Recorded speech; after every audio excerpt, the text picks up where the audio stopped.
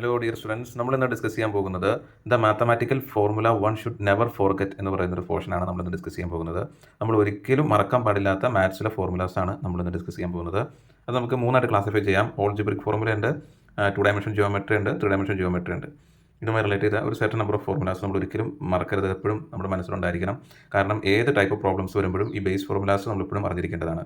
First one ഓൾജിബ്രയിൽ വരുന്ന formula ആകുന്നു A plus B the whole square, that is A square plus 2ab plus B square. a minus b the whole square, a square minus 2ab plus b square, that is also is equal to a plus b the whole square minus 4ab. a plus b the whole cube, a cube plus 3a square b plus 3ab square plus b cube. a minus b the whole cube, a cube minus 3a square b plus 3ab square minus b cube. a plus b into a minus b, a square minus b square. a plus b plus c the whole square, a square plus b square plus c square plus 2ab plus 2bc plus 2ac. നമുക്കിനി അടുത്തത് 2 dimensional ജിയോമെട്രിയിൽ വരുന്ന area of rectangle, length into breadth, area of triangle, half base into height, half base length into height, area of circle pi r square, circumference of circle 2 pi r, Pythagoras theorem, hypotenuse square is equal to base square plus height square. 3 dimensional geometry വരുന്ന formulas നോക്കാം.